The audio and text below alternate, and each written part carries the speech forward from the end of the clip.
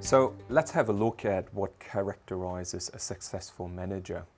And if you just have a brief research on the internet, you'll find that there are lots of articles that are concerned around identifying characteristics of a successful manager today.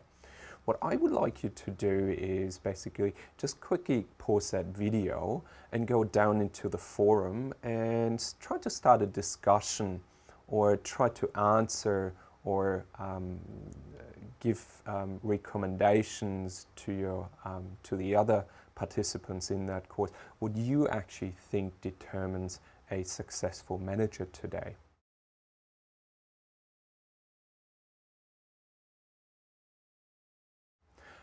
So rather than running through a whole list of characteristics that identify a successful manager today from 1 to 10, what I would like to do is have a look at Peter Drucker.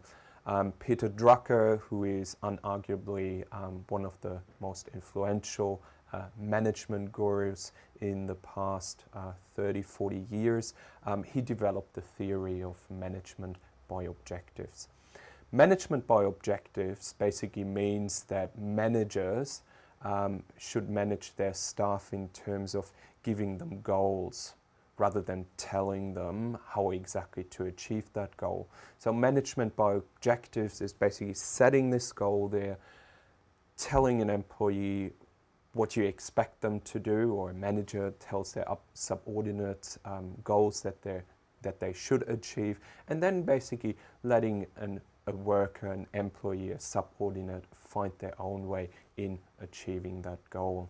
So the important characteristics that sort of form Peter Drucker's thought around management by objectives are, if I can quickly illustrate that, basically based around involvement. Involvement in terms of when a manager is identifying certain goals for their staff, they should make sure that staff is with them and they identify these goals together, which basically means that they should collaborate as well. Furthermore, it is, when it comes to goal setting, it is very important that these goals aren't fuzzy. So they should be clear. So I put that down as clear goals. And lastly, communication is another very important factor that comes in. I think you realize that we have talked quite a bit of communication already. So communicating with your staff is another very important task for a manager.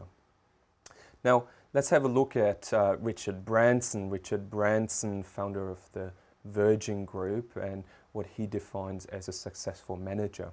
Richard Branson, he made a statement once where he was saying, if you water a flower, it will actually flourish. If you don't put water on a flower, it will shrivel up and eventually die. And this is where his thought of management, or people management, I should say, is coming from. He's a firm believer that his organization is only as strong, as good as the people that are within this organization, and consequently he's trying to motivate staff and ensure that everyone's on board, and he is very motivational and inspiring around that.